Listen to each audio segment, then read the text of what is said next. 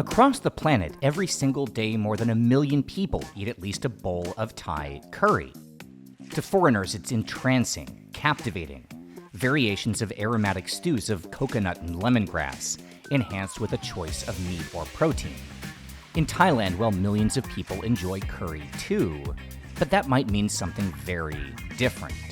Here, it's a broad and almost endless category describing dishes of almost every texture, flavor, and color. Have you ever wondered why overseas it's always the same 5 showing up everywhere? Masaman, Penang, and most noticeably, the 3 colors of the stoplight, red, yellow, and green. It's one of the most confusing parts of overseas Thai food, how stoplight curries became so prominent. What are they? Where did they come from? And how did they become so incredibly popular?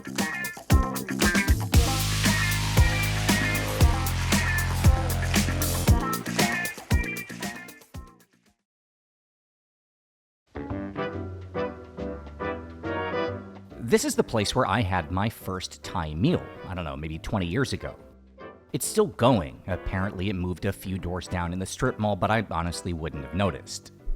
At the time this place opened, there were maybe 2 or 3 other Thai restaurants, all servicing a small Virginia town of maybe 45,000 people. If you think about it, that's a lot. Today that number is 15. As crazy as it sounds, there's now more Thai food in my small American city than Italian, Indian, and Chinese, and it's almost as many as there are burger shops, even including the national chains. And this is not unique to Charlottesville. There are more Thai restaurants than pizza parlors in Seattle, more Thai restaurants than diners across the entire country, and this is a pattern repeating all over the world.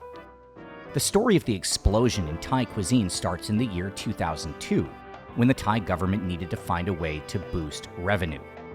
Now, it might seem hard to believe, but Thailand at the time was not the trendy destination it is today. 22 years ago, about 9.5 million visitors arrived in the kingdom, roughly the same as Tunisia and Kyrgyzstan. And with a new airport under construction meant to service up to 7 times that many people, and with an economy still reeling from the 1997 financial crisis, well, something had to change. That something would be a government program called Global Thai. The general idea was just like how advertising works. People should be constantly bombarded with reminders of Thailand. Except this wouldn't be an ad campaign. The point was that no matter where someone might be, there should always be Thai food around the corner. It would be the most ambitious program ever in culinary diplomacy.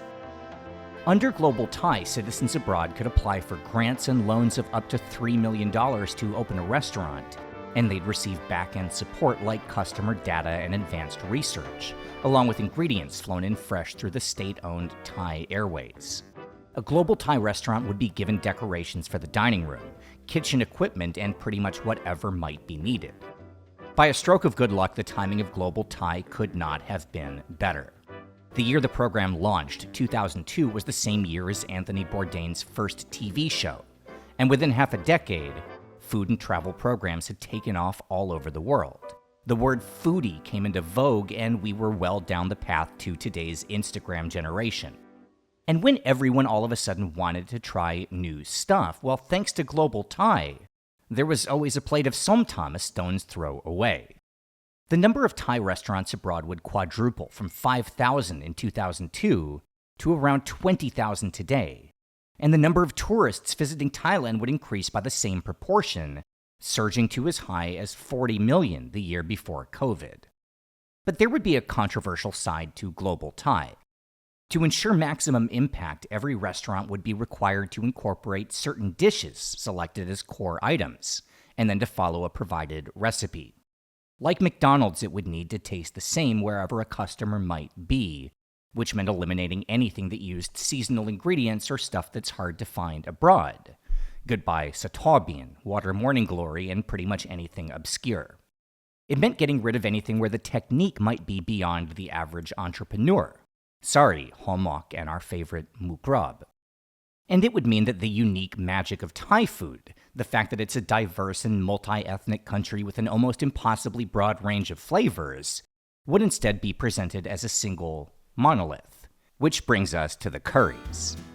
The Stoplight curries, red, yellow, and green, with a choose-your-own-adventure list of proteins, it's insane to lump them into the same category. In real life, they have nothing to do with each other. The dishes they're actually based on come from different regions, and their actual stories are so different they each were developed in a different kingdom. They deserve a deeper look, to see what they should be and how around the world they ended up as colors on a stoplight. And since green means go, well, we'll start there.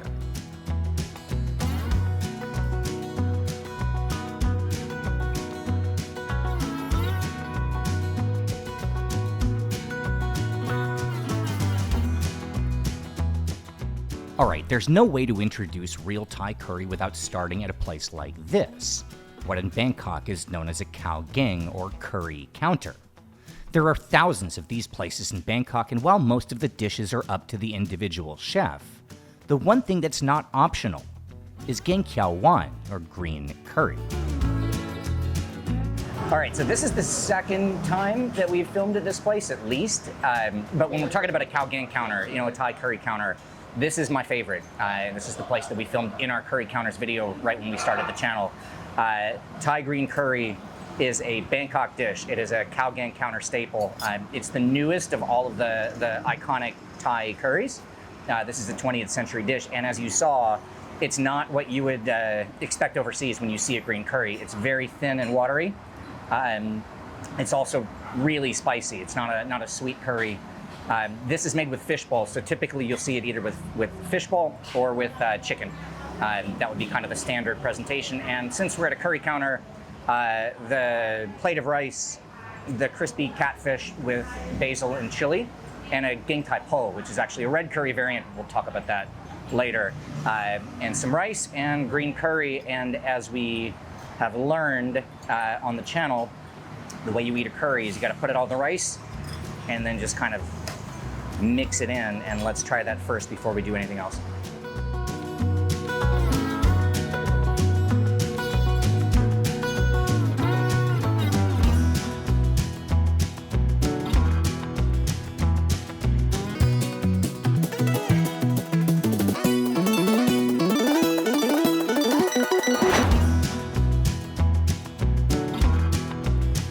2 kilometers away from our first bowl of green curry, we find a very different version.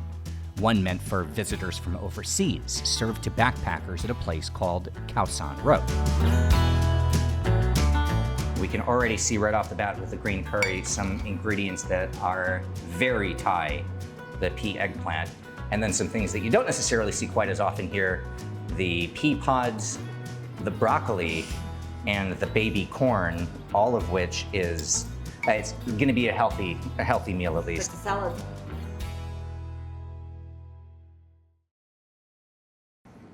This is gonna look very different from the things that you might see everywhere else we're gonna go today.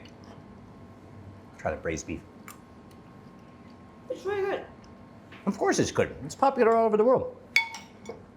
Now, all right, the last thing I want from this video is just to point out that real Thai food is different from the stuff sold abroad. I mean, talk about low-hanging fruit. And it's also not fair to single out just Thai curries as an example of stuff that raises the hackles of a local population. I mean, ask an Italian what they think of overseas pizza, or someone from Lebanon their opinion of things like beetroot hummus. The truth is, adaptation of a foreign dish is a sign it's probably become part of the mainstream. In a way, it's kind of the ultimate compliment. At first, when new dishes are introduced to a new place, they're usually meant for immigrants, not for mass appeal. We've talked about this before on the channel, but the usual path is that when a first wave of people arrives in a new country, cooking their own cuisine is often one of the only avenues available when it comes to employment.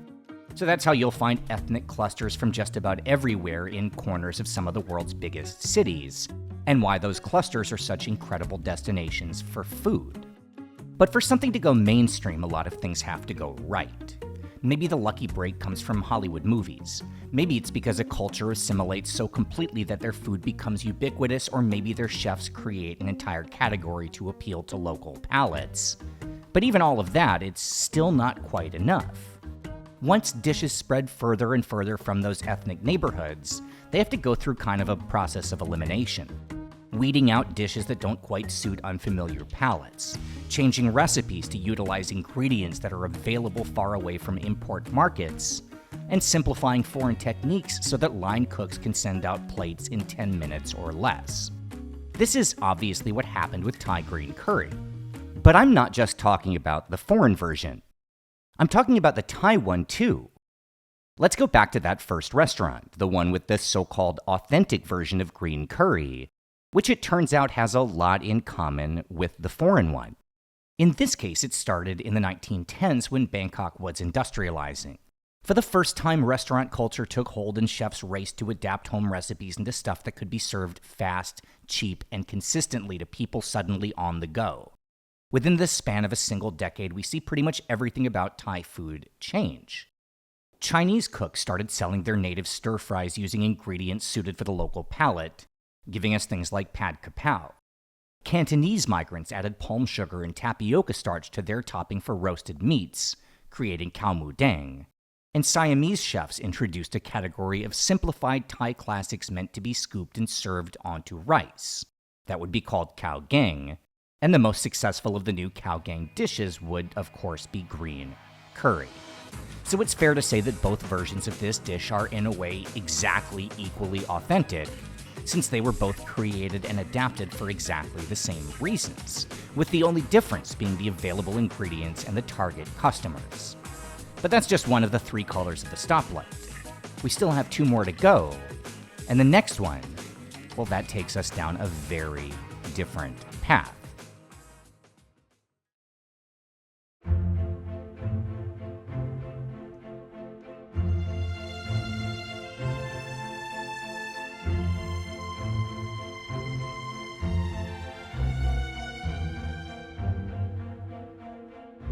In another part of Bangkok's old city, just a short drive from both the Khao Gaeng counter and Khao San Road, there's a restaurant called Charm Gaeng, which might be the best place on the planet for authentic Thai curry. The managing partner, a Michelin-honored chef named Jai, opened this place in 2019 after years in fine dining as a curry specialist. I used to work in the Thai restaurant, and my section is curries. So the one that I love it, and then the name the Cham Gaeng is which means the curry bowls.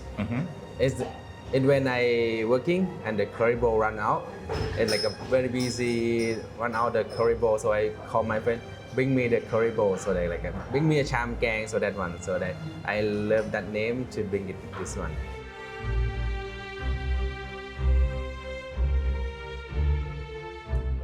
What is something that a foreigner, when they try a Thai curry here, what should they expect? What's the misconception that people don't understand when you try? Have you been to a Thai restaurant overseas? Have you tried the red, yellow, green curry? Choose chicken, choose pork, choose beef, choose tofu. Yes, I know. And it's popular because it's delicious, but it's very different. Why is it different? What's different? I think for me it's Thai cook. I can say Thai cook. They open with everything, so I can if me go to live in London, my curry might be a bit changed.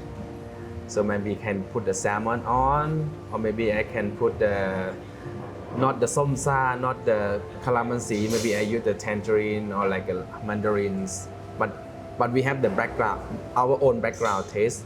But we can adapt with the all ingredients.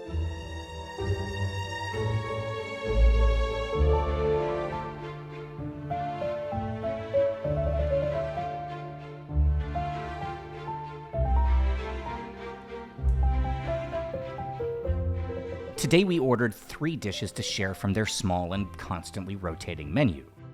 There's their take on Gaeng Penang, one of those that you will find on foreign menus, in this case a tribute to the original 19th century recipe, elevated with braised beef cheek as a protein. There's a white curry, rare and almost forgotten, made from turmeric, cumin, and plenty of garlic, served with smoked mackerel and sour tomato, an old dish with central Thai origins. And then there's this, a chicken curry from Chanthaburi, heavily spiced with fresh cardamom and black pepper straight from the vine. The 3 of these on the surface might not have much in common, one rich and vibrant with coconut and peanut, one creamy and garlicky, and the other spicy and assertive and without any notes you'd expect to find in a classic curry. In fact, technically, none of these are curries, because that's not a word that exists in Thai. The actual term for this category, the one that includes the stuff found overseas, is Gaeng, as in this restaurant, Charm Gaeng, the place where we started, which serves cow gang, and our first dish, or Gaeng Kiao Wan. All of these are translated into English as curry, but the distinction is actually extremely important and critical to understanding both the roots and authenticity of overseas dishes. To make this short, there's a simple rule when it comes to Thai language terminology. If you boil something, like throw stuff in a pot with water, stock, even coconut milk, it's a tom, as in tom yum or tom kha. If you boil something and add in a paste, it's a gaeng. Gaeng is a broad category. In fact, there's a saying in central Thailand that a proper meal should include rice and 4 components: tom, pad, gaeng, and tod. A soup, a stir-fry, a gaeng, and something deep-fried. And within the category of gaeng, the only rule is the inclusion of a paste. Other ingredients and even the components of the paste are up to the chef. Some gaeng do fit the already vague definition of curry, which doesn't actually mean anything, but in practice usually refers to something creamy and aromatic and seasoned with Indian spices. See gaeng penang and gaeng masaman. But then there's gaeng pa, badly translated as jungle curry. Gaeng hang lei, made with Chinese ingredients like soy sauce and pickled garlic. And gaeng tai pla, thickened not with coconut but with fermented fish entrails. And those are just 3 of a category that's more about a technique than a standard recipe. All gaengs use a paste, but not all dishes made with paste are gaengs. Curry pastes, for lack of a better term, are also the base of everything from fish cakes to homok, kwak kling, isan nam khao tod, and even the marinade for Thai fried chicken. Pastes are the foundational ingredient in Siamese cooking, the signature method of combining favored aromatics like garlic, shallot, kaffir lime, galangal, lemongrass, coriander, and chili peppers. There are pastes that represent each region, and pastes that are made to complement certain dishes. Pastes give Thai food flavor, color, and intensity, and they're the only necessary component in a Siamese gaeng.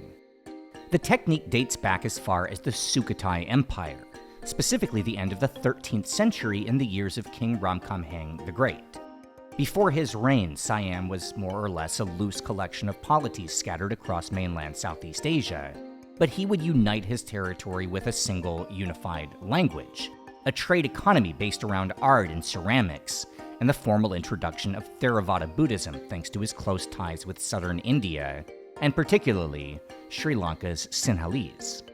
Traders and missionaries from the subcontinent would flock to Ramkhamhaeng's Sukhothai, introducing the technique of grinding spice pastes, which would quickly spread throughout the kingdom. Many of those pastes wouldn't look too different from what you see today, with things like lemongrass, galangal, and kaffir lime endemic to the region. But Ramkhamhaeng's palace chefs would go even further. Using ingredients so rare and so expensive that they were only available to the highest levels of royalty, they would incorporate Siamese flavors with Indian spices. And the most exclusive, most treasured gaeng from its very first inception would use turmeric and saffron to give the dish a striking yellow color, unlike anything before seen in the region.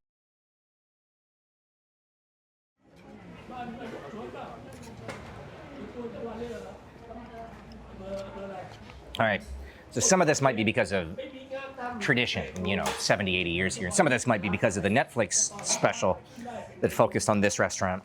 But this is probably, and I don't think I'm exaggerating, this is probably the single most famous plate of curry in the city of Bangkok. The curry at Jack Pui, their signature dish is yellow curry with sliced pork and radish. And then that comes with you get it with Chinese sausage on the side. You put your condiments on top, sliced chilies and stuff like that. And this is just like, this whole thing with the Chinese sausage added, which was 10 baht, was 55 baht, so it was less than $2 for this amazing plate of food. I love the fact that as famous as this place has gotten, and as much as this is, mentioned in every tourist guide, they haven't raised the prices. They haven't changed the atmosphere. You still grab a stool. This is part of the fun of coming here, is you come and you get a stool and you sit in the alley and you don't have a table to put your food, so you're just holding it and eating it. And, it's such an interesting place because it's very much a combination of, backpackers and tourists, and a lot of people who have come here for their entire lifetimes. This is still a neighborhood spot in Chinatown, and it very much feels like it. There's nothing gimmicky about Jack Pui, and you know that because the food is incredible, especially, no problem, my pen right, and especially the yellow curry.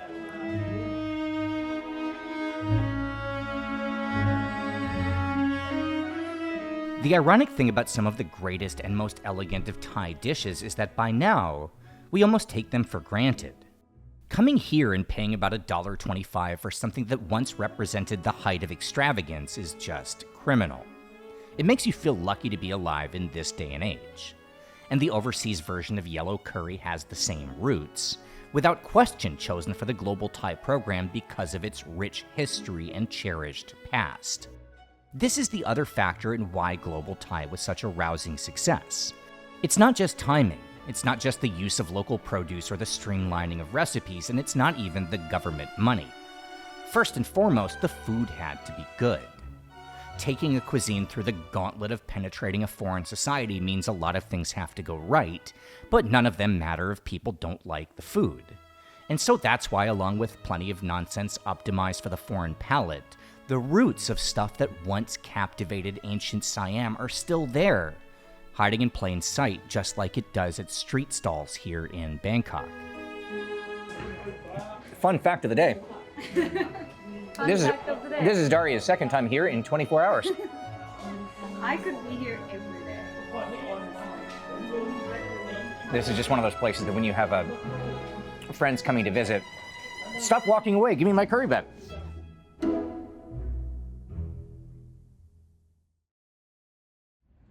The distance from my old apartment, up the hill along hydraulic road just behind Lime Leaf, to my new home in Bangkok is a bit more than 14,000 kilometers, or around 9,000 miles. It's not quite the opposite side of the planet, but fly another couple hours and you'll get there. Sometimes I forget how far it actually is. I mean, I can stream a football game or video chat with my family, but the truth is, high-speed internet doesn't actually mean the world's gotten smaller. I realize I'm lucky to come from a place where my own food, my own culture exists pretty much everywhere, at least enough that I could never feel completely out of place. But not everyone has that luxury. Being an immigrant is one of the hardest things anyone can go through. But imagine arriving somewhere and feeling like to the people of your new home, the place you came from doesn't even exist. Out of 193 countries, how many have a cuisine that's truly global? I've got my American burgers and fast food. There's Chinese and Japanese, Italian, Indian. What else? Turkish shawarma, French bread. I mean, more if you're generous, but it's still not a long list. That's a lot of people who must feel invisible. People from countries that by any reasonable measure deserve the spotlight. They just, for whatever reason, didn't get the lucky breaks. But for the 1.1 million Thai nationals living and working abroad, I can't even imagine how it must have felt to see their cuisine, their country, find its way into public view. To suddenly exist and be known by everyone. Oh, you're from Thailand. I love Thai food. At least that's something. Honestly, who even cares if the Thai food served abroad doesn't look exactly like the stuff over here? Of course it doesn't. That's not the point.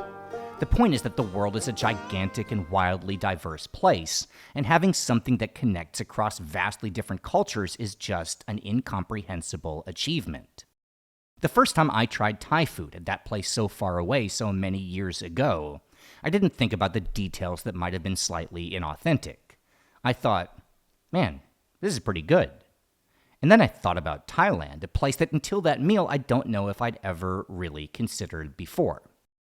The success of Global Thai is nothing short of miraculous, and so is the cuisine it presents, even including those so-called Stoplight curries.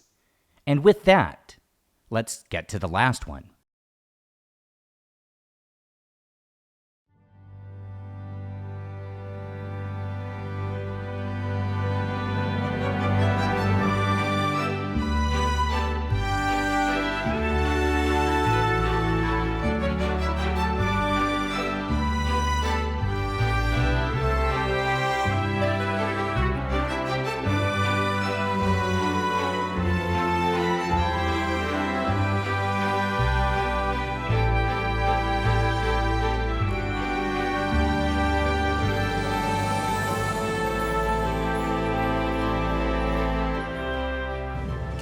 งเผ็ดเป็ดย่างเนี่ยนะคะเป็นแกงไทยมีมาอยู่แล้วก่อนหน้านี้อยู่แล้วนะคะเราสามารถที่จะใส่เป็นวัตถุดิบตัวอื่นได้ค่ะแต่สิ่งที่เราได้รับมิชลินนะคะ7 ปีซ้อนก็เป็นเป็ดค่ะตัวนี้ค่ะที่เรานำเสนอภูมิใจนำเสนอค่ะแกงเป็ด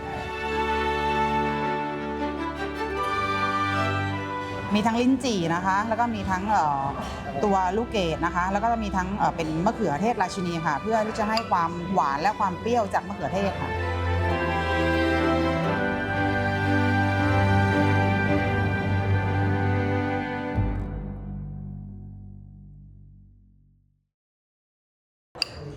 This is such an elegant dish. You know, you see this more overseas than you see it in Thailand. Red curry is a very, very uncommon, red curry roasted duck is a very uncommon dish, but it does exist. It is an authentic Thai dish. You'll find it at places that have chefs who have experience at the palace. You know, you'll find this in Royal Thai menus. This is as luxurious as we get grapes, right?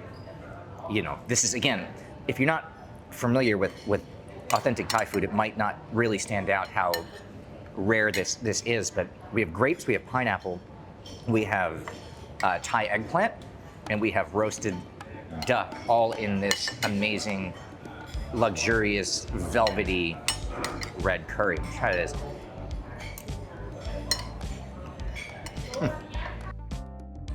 All right, one last quick story, because even though it's been a long day, it wouldn't be fair to end this video without at least showing some respect to red curry.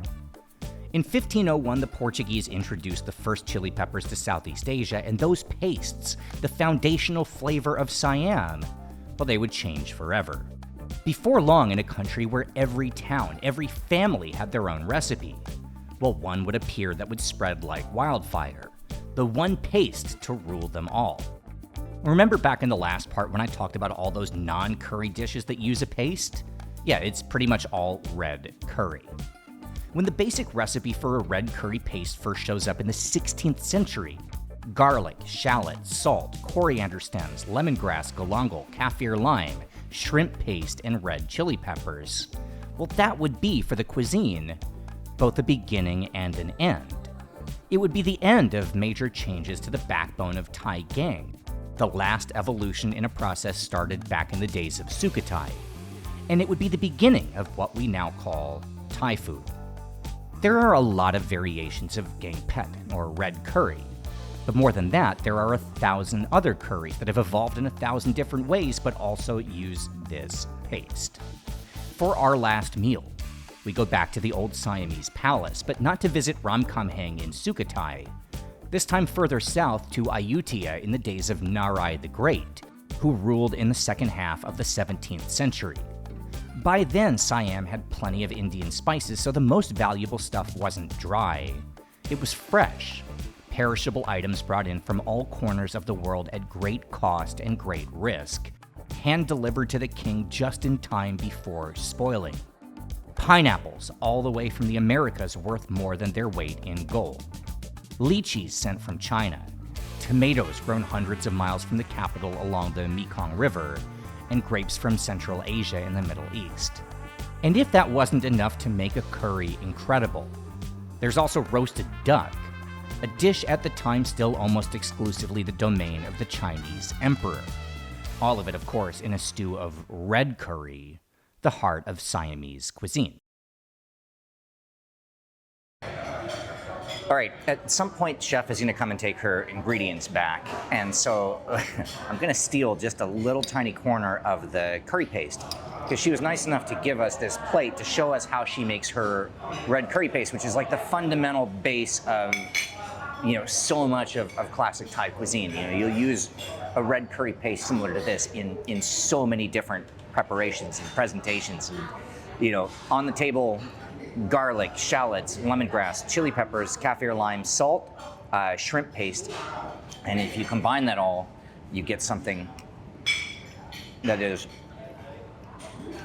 just so potent. If I could kind of, I don't know how to put that into words, how intensely flavorful that is. You know, it's sour because you have obviously lime leaves. You know, it's spicy, there's a lot of chili in there. You have that little bit of lemongrass, which has a flavor that's kind of all its own. It's salty from both of these components, the salt and the shrimp paste. You have the onions kind of giving it body. Like, it's an intense jolt of flavor. And then I want to try that now as the base of a red curry. So I've got my rice, and I'm going to do this in 2 different steps too. So first step is just going to be to try the curry by itself.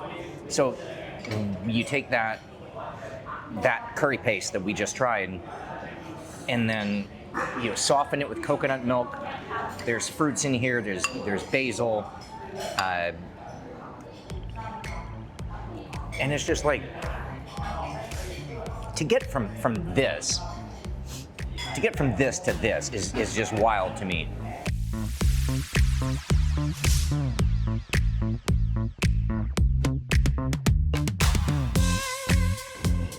It's as good as you think it's going to be.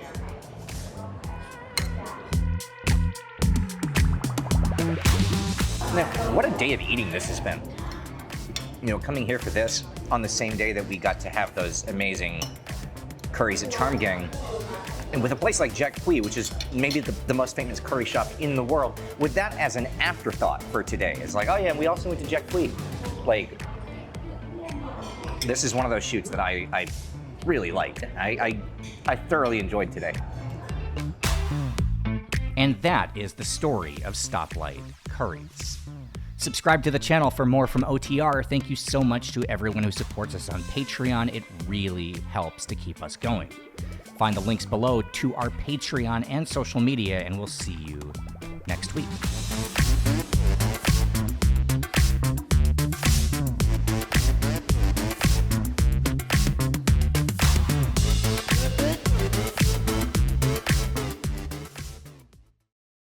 Fish, yeah? Does this look like fish to you? It does look like white meat. Is it pork? You get one more guess. You're at strike 2. Hang on one second. Let me just show the camera if this is fish. In my hometown, that's how fish That's looks. how fish looks? Hold on. Potato. Oh, here we go. I was looking for pineapple somewhere. Where is the potato? Look! In my hometown. In your hometown, you definitely know potatoes.